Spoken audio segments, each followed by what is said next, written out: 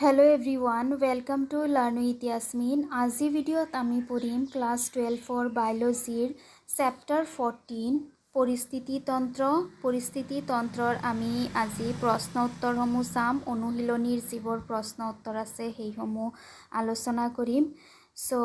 প্ৰথমটো প্ৰশ্ন আছে খালী ঠাই পূৰণ কৰা। তলত কেইটামান খালী ঠাই দিয়া আছে, খালী ঠাইসমূহ উপযুক্ত শব্দৰে পূৰণ কৰিব লাগে। প্ৰথমতে আছে উদ্ভিদে কাৰ্বন ডাই অক্সাইড স্থিৰ কৰাৰ বাবে ইয়াক ডেশ বোলে। উদ্ভিদ যিবোৰ আছে যিবোৰে কাৰ্বন ডাই অক্সাইড স্থিৰ কৰিব পাৰে তাক কি বুলি কোৱা হয়? এনসাৰ হৈছে স্বভোজী। স্বভোজী মানে কি? যিবোৰ উৎপাদক আছে, উৎপাদকসমূহে কি কৰিব পাৰে? কাৰ্বন ডাই অক্সাইড স্থিৰ কৰিব পাৰে। তাৰপিছত নেক্সট আছে গছৰ প্ৰভাৱ থকা পৰিস্থিতিতন্ত্ৰৰ সংখ্যাৰ পিৰামিড ডেশ শ্ৰেণীৰ হয়। গছৰ প্ৰভাৱ থকা, তাৰমানে যদি গছৰ পৰিমাণ যদি কম থাকে তেতিয়াহ'লে সেইটো পিৰামিড কেনেকুৱা হ'ব? গছ প্ৰথম ট্ৰফিক স্তৰত থাকে, গতিকে একেবাৰে তলত থাকিব। তাৰপিছত কি হ'ব? তাতকৈ বেছি থাকিব তোমাৰ দ্বিতীয় ট্ৰফিক স্তৰ, তাতকৈ বেছি থাকিব তৃতীয় ট্ৰফিক স্তৰ। তাৰমানে কি গছৰ পৰিমাণ কম, তেনেহ'লে সেই যিটো পিৰামিড সৃষ্টি হ'ব সেইটো পিৰামিড কি হ'ব? এনসাৰ হৈছে উলটা পিৰামিড।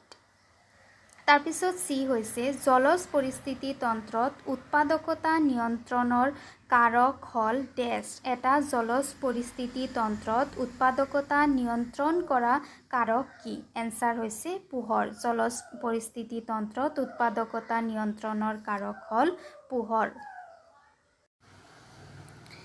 নেক্সট আছে পৰিস্থিতিতন্ত্ৰত পোৱা সাধাৰণ অপৰদভোজীবোৰ হ'ল ডেশ। এটা পৰিস্থিতিতন্ত্ৰত কি সাধাৰণ অপৰদভোজী? অপৰদভোজী মানে যিবোৰে মৃত উদ্ভিদ আৰু প্ৰাণীসমূহক ভক্ষণ কৰে। তাৰমানে মৃত বডি যিবোৰে ভক্ষণ কৰে সেইবোৰক অপৰদভোজী বুলি কোৱা হয়। অপৰদ মানে হৈছে মৃত প্ৰাণী আৰু উদ্ভিদ, ভোজী মানে হৈছে কি? ভক্ষণ কৰা। এনসাৰ হৈছে কেঁচু। পৰিস্থিতিতন্ত্ৰত পোৱা সাধাৰণ অপৰদভোজীবোৰ হ'ল কেঁচু। নেক্সট হৈছে পৃথিৱীৰ কাৰ্বনৰ মুখ্য ভাণ্ডাৰ হ'ল ডেশ। আমাৰ পৃথিৱীখনত কাৰ্বনৰ ভাণ্ডাৰ হিচাপে কিহে কাম কৰে? এনসাৰ হৈছে সাগৰ। সাগৰত আটাইতকৈ বেছি কাৰ্বন থাকে। তাৰপিছত কুৱেশ্যন নম্বৰ 2, তলত উল্লেখিত কোনটো খাদ্য শিকলিত বৃহৎ গোষ্ঠী? এ উৎপাদক, বি প্ৰাথমিক উপভোক্তা, চি দ্বিতীয় উপভোক্তা, ডি বিয়োজক। এনসাৰ হৈছে কি? বিয়োজক। বিয়োজক কিয় এনসাৰ হয়? বিয়োজকবোৰ হৈছে অণুজীৱ যেনে বেক্টেৰিয়া আৰু ভেঁকুৰ। খাদ্য শৃংখলত ইহঁতৰ সংখ্যা আটাইতকৈ বেছি আৰু ইহঁতে মৃত উদ্ভিদ আৰু প্ৰাণী ভাঙি তাৰ পৰা আহাৰ গ্ৰহণ কৰে।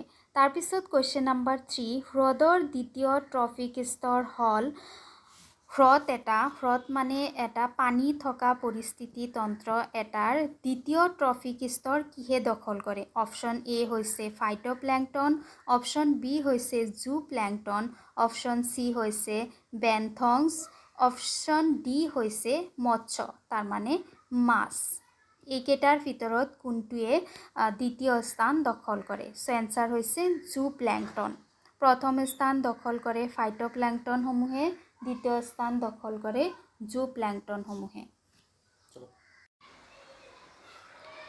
জুপ্ল্যাংটন কিয় হয়? কাৰণ জুপ্ল্যাংটনবোৰ হ'ল জলজ খাদ্য শৃংখলৰ প্ৰাথমিক উপভোক্তা। এইবোৰে খাদ্য হিচাপে ফাইটোপ্ল্যাংটনক ভক্ষণ কৰে, গতিকে ইহঁত হ'ল দ্বিতীয় ট্ৰফিক স্তৰ দখল কৰে। তাৰমানে কি হয় যে এটা জলজ খাদ্য শৃংখলৰ প্ৰাথমিক যিটো স্থান দখল কৰে ট্ৰফিক স্তৰৰ, সেইটো হৈছে কি? উৎপাদকসমূহ য'ত আছে তোমাৰ গছ গছনি বা ইয়াতে কি কৈছে ফাইটোপ্ল্যাংটন বুলি কোৱা হয় উদ্ভিদ প্লাৱক, সেইবোৰে কি কৰে? ফাৰ্ষ্ট ট্ৰফিক স্তৰ দখল কৰে আৰু উৎপাদকসমূহক বা ফাইটোপ্ল্যাংটনসমূহক খাই জীয়াই থাকে জুপ্ল্যাংটন বা প্ৰাণী প্লাৱকসমূহে, গতিকে জুপ্ল্যাংটনবোৰে খাদ্য শৃংখলৰ ছেকেণ্ড ট্ৰফিক স্তৰ ইহঁতে দখল কৰে। তাৰপিছত কুৱেশ্যন নম্বৰ 4 হৈছে দ্বিতীয় উৎপাদক হ'ল নাম্বাৰ এ মাংসভোজী, নাম্বাৰ বি বনভোজী, নাম্বাৰ চি উৎপাদক, নাম্বাৰ ডি ইয়াৰ কোনোটোৱে নহয়। চ' দ্বিতীয় উৎপাদক হিচাপে কাক কনচিডাৰ কৰা হয়, মাংসভোজী, বনভোজী, উৎপাদক নে ইয়াৰ এটাও নহয়?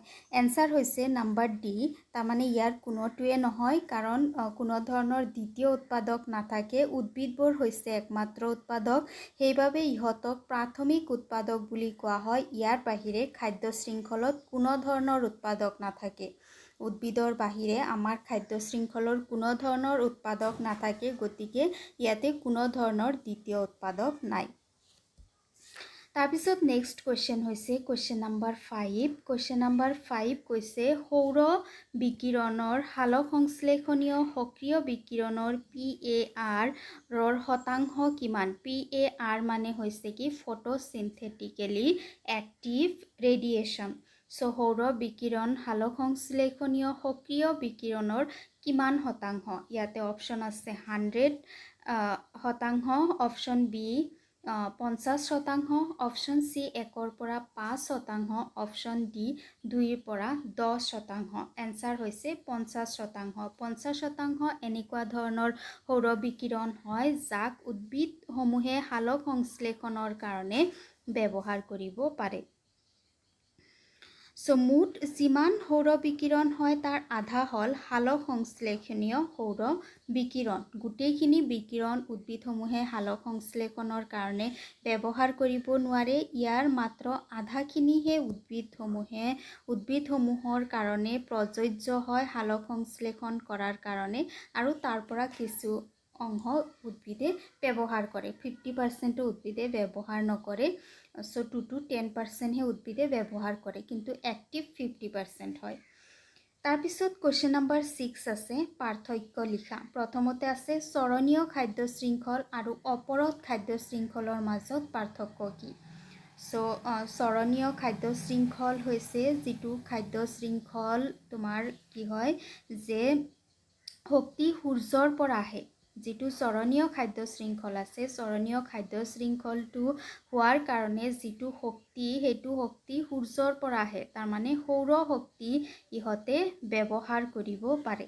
কিন্তু অপৰদ খাদ্য শৃংখলত শক্তি অপৰদৰ পৰা আহে। অপৰদ মানে হৈছে কি যিবোৰ মৃত উদ্ভিদ বা প্ৰাণী থাকে, সেই মৃত উদ্ভিদ বা প্ৰাণীসমূহৰ পৰা কি আহে?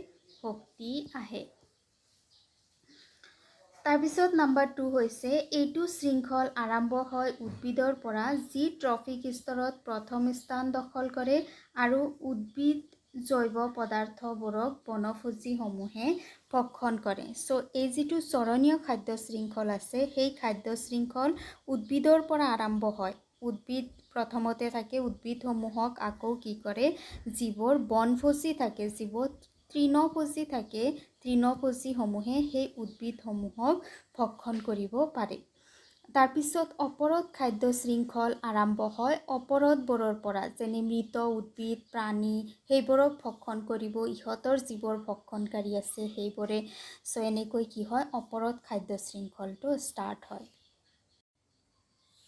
চ' নাম্বাৰ 2ৰ ৰিমেইনিং পাৰ্ট চোৱা। প্ৰাণীয়ে খায়, তাৰমানে বনভোজীসমূহে খায়, বনভোজীবোৰক আকৌ বিভিন্ন ধৰণৰ মাংসভোজীসমূহে খায়। এনেকৈ চৰণীয় খাদ্য শৃংখল এটা সৃষ্টি হয়। প্ৰথমতে থাকে উৎপাদকসমূহ, উৎপাদকসমূহক খায় বনভোজীসমূহে, বনভোজীসমূহক আকৌ খায় যিবোৰ মাংসভোজী থাকে, মাংসভোজীসমূহে। এনেকৈ চলে।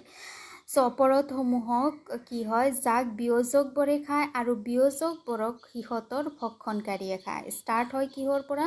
মৃত প্ৰাণী বা উদ্ভিদৰ পৰা। যিবোৰক কি কৰে, যিবোৰক প্ৰথমতে বিয়োজকবোৰে খায়, আকৌ বিয়োজকবোৰক সিহঁতৰ যিবোৰ ভক্ষণকাৰী থাকে, বিয়োজকৰ ভিতৰত তোমাৰ আহে বেক্টেৰিয়া, তাৰপিছত ভেঁকুৰ, কেঁচুসমূহকো বিয়োজকৰ ভিতৰত ধৰা হয়। চ' এইবোৰে খায়, আৰু এইবোৰক আকৌ সিহঁতৰ ভক্ষণকাৰীসমূহে খায়। তাৰপিছত নাম্বাৰ 3 হৈছে এই খাদ্য শৃংখল ডাঙৰ হয়। যিটো চৰণীয় খাদ্য শৃংখল আছে সেইটো এটা ডাঙৰ খাদ্য শৃংখল হয়, কিন্তু অপৰদ খাদ্য শৃংখলটো তুলনামূলকভাৱে সৰু হয়। তাৰপিছত পাৰ্থক্য লিখিব লাগে উৎপাদন আৰু বিয়োজনৰ ওপৰত। উৎপাদন এটা প্ৰক্ৰিয়া হয়, বিয়োজনো এটা প্ৰক্ৰিয়া হয়, কিন্তু দুয়োটাৰ মাজত কিছুমান পাৰ্থক্য আছে, যিবোৰ পাৰ্থক্য লিখিব লাগে। প্ৰথমটো পাৰ্থক্য হৈছে নাম্বাৰ 1, ই হ'ল উৎপাদকসমূহে উৎপাদন কৰা জৈৱ পদাৰ্থৰ হাৰ।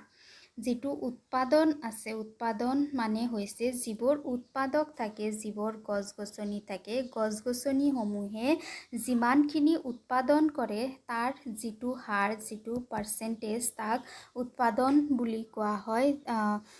আৰু বিয়োজন হৈছে এই প্ৰক্ৰিয়াৰে জটিল জৈৱিক পদাৰ্থবোৰ সৰল জৈৱিক পদাৰ্থত ৰূপান্তৰিত হয়। এই প্ৰক্ৰিয়াত বিয়োজকবোৰে সহায় কৰে। এই প্ৰক্ৰিয়াত কি হয়, যিবোৰ সৰল জটিল জৈৱিক পদাৰ্থ আছে, যেনেকুৱা ডেড বডিবোৰ, সেইবোৰক কি কৰা হয়, সৰু সৰু পদাৰ্থলৈ ৰূপান্তৰিত কৰা হয়। সেই যিটো প্ৰক্ৰিয়াটোক বিয়োজন প্ৰক্ৰিয়া বুলি কোৱা হয়।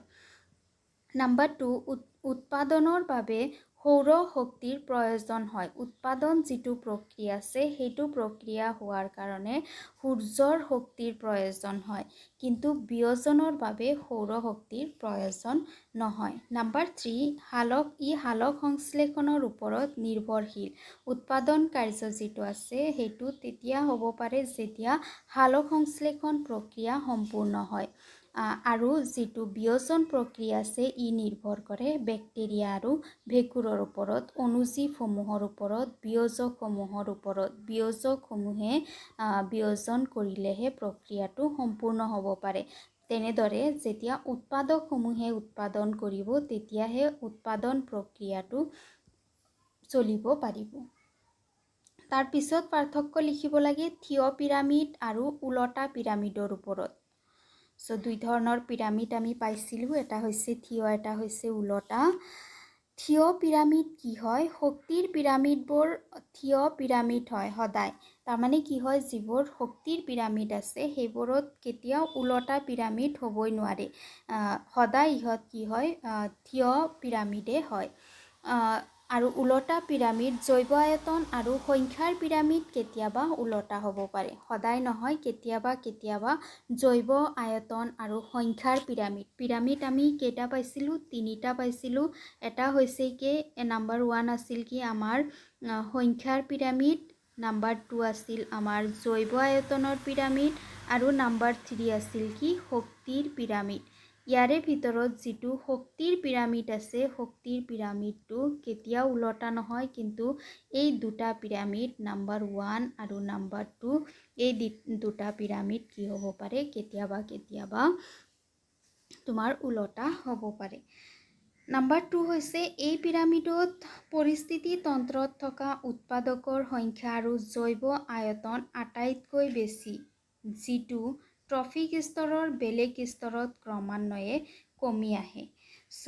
যিটো থিয় পিৰামিড আছে, থিয় পিৰামিডত কি হয় যে উৎপাদকৰ সংখ্যা সদায় বেছি হয়, জৈৱ আয়তন আটাইতকৈ বেছি হয়, উৎপাদকৰ সংখ্যা, গছ-গছনিৰ সংখ্যা আটাইতকৈ বেছি হয়, আৰু যিমানে ট্ৰফিক স্তৰৰ ওপৰৰ ফালে যোৱা হয়, সিমানে সংখ্যা কমি যায়। তাৰমানে প্ৰথমটো যেনেকুৱা উৎপাদক আছে, উৎপাদকটো প্ৰথমতে বেছি হ'ব, তাৰপিছত প্ৰাথমিক উপভোক্তা তাতকৈ অলপমান কম, দ্বিতীয় উপভোক্তা তাতকৈ আৰু অলপমান কম। এনেদৰে কি হয়, কমি কমি যায়। কিন্তু ওলোটা পিৰামিডৰ ক্ষেত্ৰত কি হয়, যে পৰিস্থিতি তন্ত্ৰৰ উৎপাদকৰ সংখ্যা আৰু জৈৱ আয়তন কম হয়, যিটো প্ৰতি ট্ৰফিক স্তৰতে ক্ৰমান্বয়ে বাঢ়ে।